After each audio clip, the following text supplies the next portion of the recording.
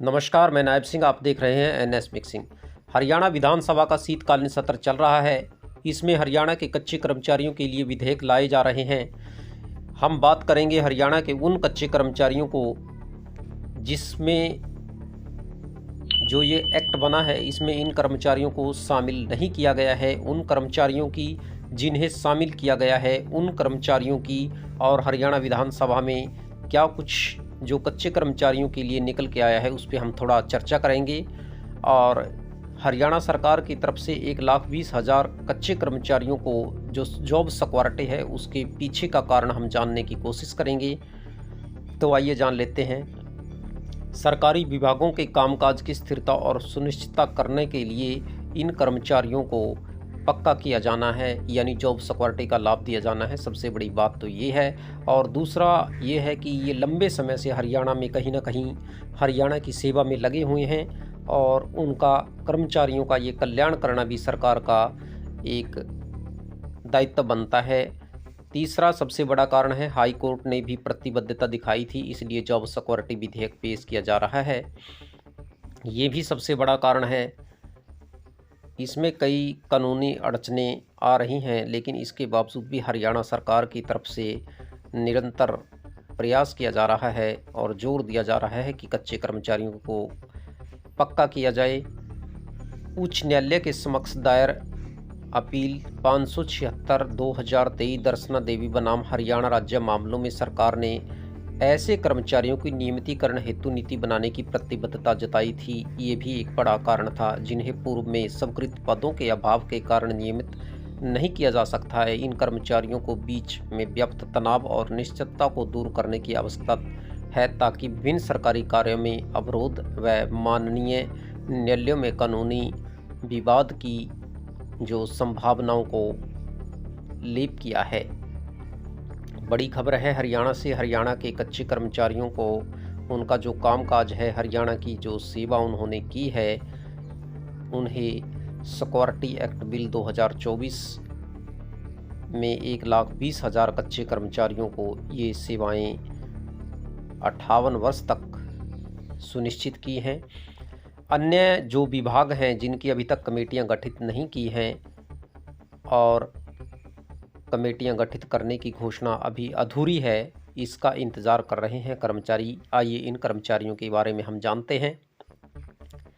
नायब सिंह सैनी की घोषणा अभी अधूरी है, कर्मचारियों को इंतज़ार है। मुख्यमंत्री ने 17 अगस्त 2024 को कैबिनेट की मीटिंग के बाद प्रेस कॉन्फ्रेंस में कहा था, अन्य विभागों में लगे अनुबंध कर्मचारी, जिसमें सभी तरह की रजिस्टर्ड सोसाइटियां जैसे समग्र शिक्षा परिषद, Haryana AIDS control society, NHM work, education instructor, Aarohi model school, computer professionals, teacher, ITIs व अन्य शामिल हैं। कई अन्य विभागों में कार्यरत फिक्स्ड पे वाले कर्मचारी जैसे police, SPO, public health, term appoint, जो इस 14 अगस्त 2024 को सूचित अध्यादेश में फिलहाल कवर नहीं हो रहे हैं, उन्हें इसका लाभ देने के लिए मुख्य सचिव की अध्यक्षता में एक कमेटी का गठन किया जाएगा। इस कमेटी में वित्त विभाग के अतिरिक्त मुख्य सचिव और मानव संसाधन विभाग के प्रधान सचिव शामिल होंगे, मगर आज तक यह कमेटी अभी तक गठित नहीं हुई है। बात करते हैं 0 से 5 साल के कच्चे कर्मचारियों की। इनके लिए अभी हरियाणा सरकार की तरफ से कोई अधिसूचना या इनके बारे में अभी तक हरियाणा सरकार की तरफ से कुछ नहीं कहा गया है, लेकिन कर्मचारी संगठनों की तरफ से, HKRN के कर्मचारी संगठनों की तरफ से हरियाणा के माननीय मुख्यमंत्री नायब सिंह सैनी और तमाम कैबिनेट और विधायकों को पत्र हरियाणा के कौशल कर्मचारियों द्वारा, संगठनों द्वारा दिए गए हैं कि उन्हें भी इस में शामिल किया जाए, इस अधिसूचना इनकी भी जारी की जाए। और इन्होंने भी हरियाणा सरकार में सेवा दी है, तो इन्हें पीछे क्यों रखा जा रहा है। हरियाणा के तमाम कौशल कर्मचारियों को अनुबंध पर लगे सभी ऐसे कच्चे कर्मचारियों को पक्का किया जाए या 58 साल तक की उन्हें भी जॉब सुरक्षा और अन्य टीए डीए का लाभ दिया जाए, जिन्हें हरियाणा सरकार में विभिन्न बोर्डों निगमों में लगे अत्यधिक संख्या में कच्चे कर्मचारी हैं, जो उन्हें भी 1,20,000 कच्चे कर्मचारियों की तरह ये सारी सुविधाएं और लाभ दिए जाएं। उन्होंने भी हरियाणा राज्य के लिए सेवा की है। और एक बड़ी बात यह है, जो 1,20,000 कच्चे कर्मचारी हैं, वो उनके बारे में भी बताया गया है कि जो कच्चे कर्मचारी 15 अगस्त 2024 तक अपने पूरे 5 साल कर लेते हैं, उन्हें इसमें शामिल किया गया है। और जो 50,000 रुपये तक का पारिश्रमिक प्राप्त कर रहे थे, उन्हें भी इसमें समायोजित किया गया है, जिसमें संविदात्मक व्यक्तियों का परियोजना नीति 2022 कॉन्ट्रैक्चुअल पॉलिसी 2022 अधीन हरियाणा कौशल रोजगार निगम द्वारा परिनियोजित डिप्लॉय किया गया है, और जो नियमित तिथि को सरकारी संस्था में सेवा में हैं और 5 साल जिनकी अवधि पूरी हो गई है, और 240 एक कैलेंडर वर्ष में कम से कम 240 दिन उन्होंने अपनी मजदूरी की है या पारिश्रमिक हरियाणा सरकार को दिया है, वो भी इसके पात्र होंगे।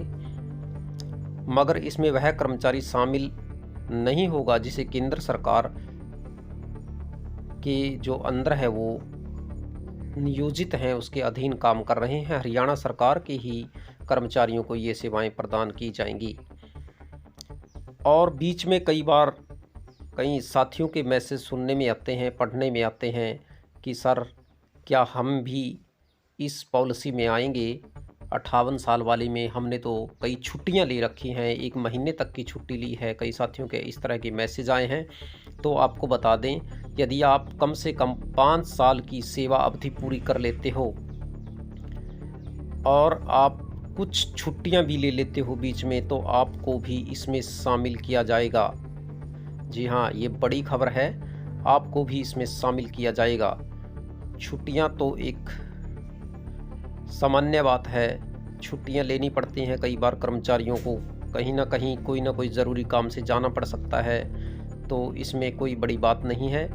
लेकिन आपके 5 साल पूरे होने इसमें ज़रूरी हैं। 5 साल का ही ये जोड़ा जाएगा पारिश्रमिक आपका। ये आपके लिए बहुत बड़ी खबर थी। हरियाणा विधानसभा का सत्र चल रहा है। पात्र संविदात्मक कर्मचारी सरकारी संस्था में निरंतर कार्य करता रहेगा जब तक वह 58 वर्ष की आयु पूरी नहीं कर लेता। जी हाँ, जब तक 58 साल की आयु पूरी नहीं कर लेता, तब तक कच्चे कर्मचारी जो 1,20,000 कच्चे कर्मचारी हैं, वो निरंतर सेवा में बने रहेंगे। ये बड़ी खबर है हरियाणा से। हरियाणा में विधेयक पास हुआ है और हरियाणा के कच्चे कर्मचारियों के लिए ये बड़ी खबर है। बने रहिए आप हमारे साथ एनएस मिक्सिंग में, और कच्चे पक्के कर्मचारियों से जुड़ी, हरियाणा से जुड़ी खबरों के लिए देखते रहिए एनएस मिक्सिंग।